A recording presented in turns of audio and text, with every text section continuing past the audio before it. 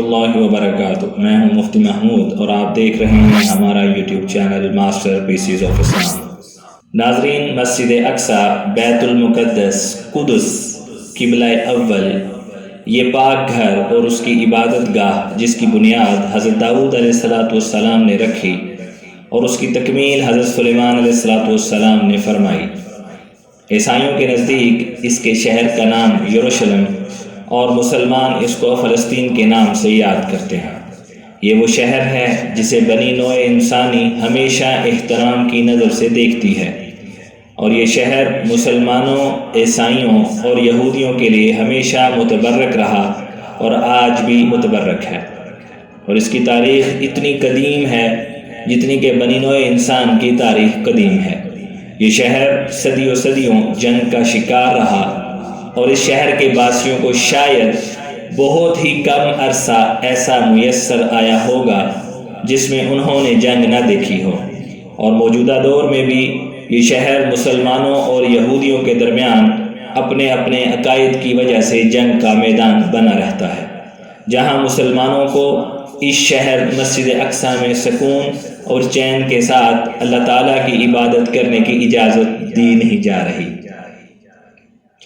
ناظرین، آج ہم مسجد اقصی کی مسلمانوں کے نزدیک اہمیت کی وجہ اور مسجد اقصی کے تعمیری ڈھانچے کے بارے میں وضاحت کے ساتھ بیان کریں گے، اور ساتھ میں مسلمانوں کے مسجد اقصی کے بارے میں چند غلط فہمیوں کی نشاندہی کریں گے جن کے بارے میں ہر مسلمان کا جاننا ضروری ہے۔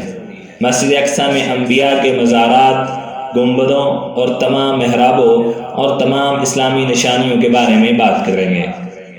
ناظرین، ویڈیو شروع کرنے سے پہلے اگر آپ نے ابھی ہمارے چینل ماسٹر پیسز آف اسلام کو سبسکرائب نہیں کیا تو چینل کو سبسکرائب کر دیں اور ویڈیو کو آخر تک لازمی دیکھیں۔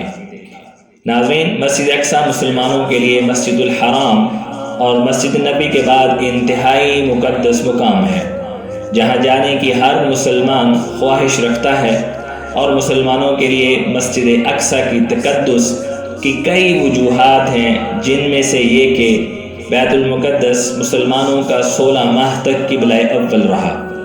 نبی کریم صلی اللہ علیہ وسلم نے اپنے اصحاب کے ساتھ 16 ماہ بیت المقدس کی طرف منہ کر کے نماز ادا فرمائی، اور آپ صلی اللہ علیہ وسلم ہی آخری نبی ہیں جنہیں دو قبلوں کی طرف منہ کر کے نماز ادا کرنے کا اعزاز حاصل ہے۔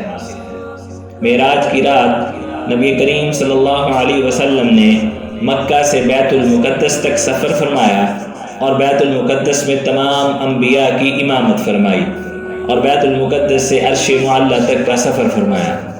مسجد اقصی وہ جگہ ہے جہاں سینکڑوں اللہ کے رسول و پیغمبر اور اصحاب رسول اللہ صلی اللہ علیہ وسلم آرام فرما ہیں۔ مسجد اقصی ایک ایسی جگہ ہے جہاں اللہ کی مرضی سے معجزات دکھائے گئے۔ خود اللہ تبارک و تعالی نے مسجد اقصی کو مبارک جگہ فرمایا۔ قرآن پاک میں 70 مرتبہ بالواسطہ اور بلا واسطہ مسجد اقصی کا حوالہ دیا گیا۔ خانہ کعبہ کے علاوہ مسجد اقصی وہ واحد جگہ ہے جس کا نام قرآن پاک کی سورۃ اسراء میں مذکور ہے۔ حضرت عمر رضی اللہ تعالی عنہ نے اس شہر کو فتح کیا اور یہاں پر مسجد تعمیر کروائی، اور مسجد اقصی خانہ کعبہ کی تعمیر کے 40 سال بعد تعمیر کی گئی۔ ناظرین، مسلمانوں کی اکثریت ابھی تک یہ سمجھتی ہے کہ مسجد اقصی اصل میں وہ جگہ ہے جہاں پر گولڈن رنگ کا گنبد ہے، لیکن اصل میں ایسا بالکل نہیں۔ گولڈن رنگ کا گنبد یا قبۃ الصخرہ مسجد اقصی کا صرف ایک حصہ ہے۔ مسجد اقصی اس 4 دیواری یا احاطہ کا نام ہے جہاں یہ سب مقدس مقامات موجود ہیں، اور یہ گولڈن رنگ کا گنبد بھی پہلے یہاں موجود نہیں تھا، بلکہ اس کی جگہ پہلے سیاہ رنگ کا گنبد تھا جس پر بعد میں گولڈن رنگ کا گنبد بنایا گیا۔ ناظرین، سکرین پر نظر آنے والے اس چورس شکل سے کمپاؤنڈ کا اگر ہم جائزہ لیں تو یہ پرانا اور تاریخی شہر ہے، اور اس کی مغربی دیوار کو دیوار براق کہا جاتا ہے، جہاں آپ صلی اللہ علیہ وسلم معراج کی رات اپنی سواری براق کے ساتھ اترے تھے، اور یہودی اس دیوار کو دیوار گریہ کہتے ہیں، جہاں وہ مخصوص طریقے سے اپنی عبادت کرتے ہیں۔ اور دیوار گریہ کا مطلب یہ ہے کہ یہودی اپنے پیشوا کے ظہور یا اس کو بلانے کے لیے گریہ کرتے ہیں۔ مسجد براق یا دیوار گریہ کے بالکل ساتھ جنوب مغرب میں مسجد براق ہے، جہاں نبی کریم صلی اللہ علیہ وسلم نے اپنی سواری کو باندھا تھا، اور سواری کو جس پتھر یا ٹکڑے سے باندھا گیا اس کی نشانی آج بھی موجود ہے۔ مسجد براق کے ساتھ ہی مورو یا موروکن کے نام سے گیٹ ہے، جہاں سے نبی کریم صلی اللہ علیہ وسلم بیت المقدس میں داخل ہوئے تھے، اور حضرت عمر رضی اللہ تعالی عنہ بھی بیت المقدس کو فتح کرنے کے بعد اسی دروازے سے داخل ہوئے تھے، اور اب یہ دروازہ صرف غیر مسلموں کے استعمال کے لیے ہے۔ موروکن گیٹ سے تھوڑا آگے ساتھ ہی مسجد قبلی ہے، جس کو مسجد عمر بھی کہا جاتا ہے۔ مسجد قبلی کو حضرت عمر رضی اللہ تعالی عنہ نے تعمیر کروایا تھا، اور یہ مسلمانوں کی اصل عبادت گاہ ہے۔ تاریخ دانوں کے نزدیک مسجد قبلی کی جگہ یہودیوں کا معبد خانہ ہوا کرتا تھا، جو مسلسل جنگوں کی زد میں رہ کر آخری مرتبہ کھنڈرات میں تبدیل ہو گیا۔ جب حضرت عمر رضی اللہ تعالی عنہ نے یہاں مسجد کی تعمیر کروائی تو یہ جگہ کھنڈرات تھی۔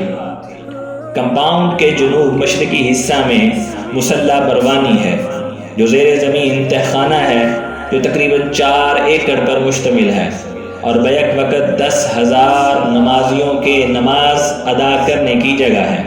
اور یہ مسجد اقصیٰ کا اصل گراؤنڈ فلور ہے، جس کو حضرت سلیمان علیہ السلام کے حکم سے جنات نے تعمیر کیا تھا۔ رومیوں کے خیال کے مطابق یہ جگہ حضرت سلیمان علیہ السلام کے استبل کی تھی، اور رومیوں کے مسجد اقصیٰ پر قبضہ کے وقت رومیوں نے اس جگہ کو گھوڑوں کا استبل بنایا ہوا تھا، لیکن سلطان صلاح الدین ایوبی رحمہ اللہ تعالی نے فتح کے بعد اس جگہ کی صفائی کر کے اس کو اس کی اصل حالت میں تبدیل کر دیا۔ ناظرین، باب الرحمہ مشرقی دیوار کے باہر مسلمانوں کا قبرستان ہے، جس میں 2 صحابہ کرام حضرت عبیدہ بن صامت اور شداد بن اوس رضی اللہ تعالی عنہما کی قبریں ہیں۔ باب الرحمہ سے تھوڑا آگے جا کر گولڈن گیٹ، جسے باب الذہبی بھی کہا جاتا ہے، مسجد اقصیٰ کی مشرقی دیوار کے اندر کھدا ہوا ایک قدیم تاریخی دروازہ ہے۔ گولڈن گیٹ کی تعمیر کی صحیح تاریخ میں اختلاف ہے۔ سلطان صلاح الدین ایوبی رحمہ اللہ تعالی نے 1187 عیسوی میں یروشلم پر دوبارہ قبضہ کرنے کے بعد اسے دیوار سے لگا دیا تھا، اور یہ بھی کہا جاتا ہے کہ امام غزالی نے ان دروازوں کے اوپر بیٹھ کر اپنی کتاب احیاء العلوم الدین کا کچھ حصہ لکھا تھا۔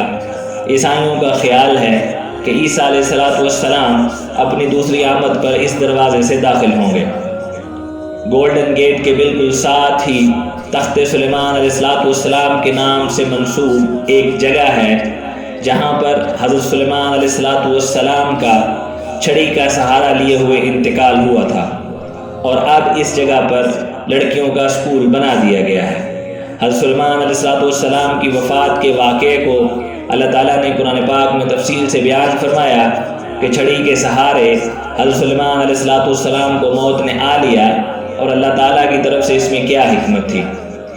کمپاؤنڈ کے درمیان سے تھوڑا آگے وہ گولڈن رنگ کا گنبد ہے، جسے اکثریت مسلمانان مسجد اقصیٰ تصور کرتی ہے، حالانکہ حقیقت میں ایسا بالکل نہیں ہے، بلکہ اس کو قبۃ الصخرہ کہا جاتا ہے، اور یہ بھی مسجد اقصیٰ کا ایک اہم حصہ ہے۔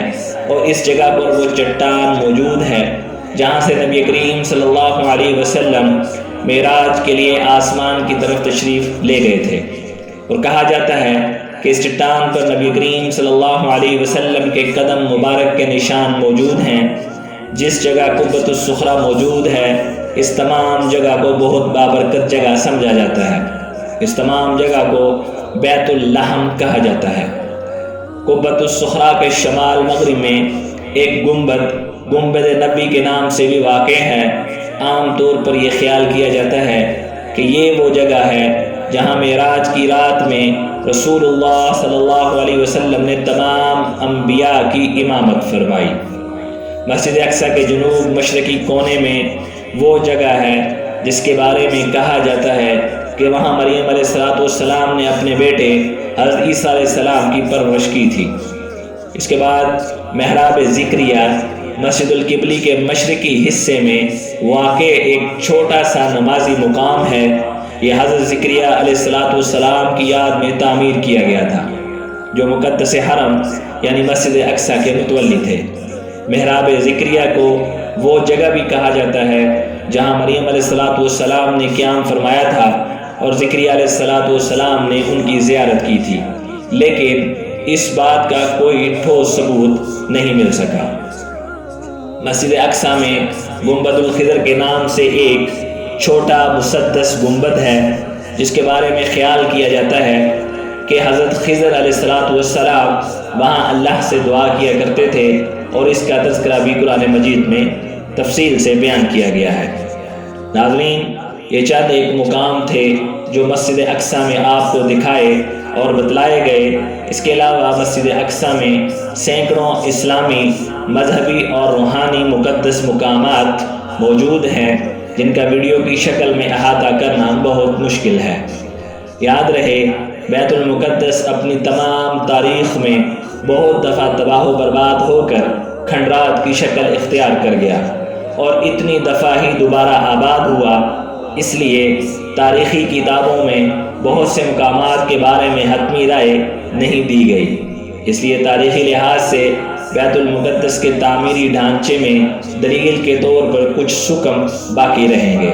ناظرین، جیسا کہ پہلے ذکر کیا گیا کہ مسجد اقصی عیسائیوں اور یہودیوں سب کے لیے اپنے اپنے عقائد کے لحاظ سے انتہائی مقدس جگہ ہے۔ اس لیے یہودی اور عیسائی مسجد اقصی پر ہمیشہ اپنا قبضہ جمانے کے لیے کوئی کسر نہیں چھوڑتے، اور وہاں مقیم مسلمانوں کو زدوکوب کر کے عبادت سے بھی روکتے ہیں، جس کے نتیجے میں آئے روز مسجد اقصی میدان جنگ کا منظر خیمہ پیش کرتی ہے، اور یہودیوں کا مسجد اقصی پر قبضہ ان کے عقائد کے مطابق ہیکل سلیمان یا ٹیمپل آف سلیمان کی تیسری مرتبہ تعمیر کی وجہ سے ہے، جس کو ان کے پیشوا یعنی دجال آ کر تعمیر کرے گا۔ ناظرین، ٹیمپل آف سلیمان یا ہیکل سلیمانی کی تمام تاریخی حیثیت ہم اگلی ویڈیو میں بیان کریں گے، جس کو دیکھنا مت بھولیے گا۔ ناظرین، ہم امید کرتے ہیں کہ آپ کو یہ معلوماتی ویڈیو بہت پسند آئی ہوگی۔ کمنٹ سیکشن میں اپنی رائے کا اظہار ضرور کیجیے گا۔ ہمیں اجازت دیجیے، ملتے ہیں اگلی ویڈیو میں۔ اللہ حافظ۔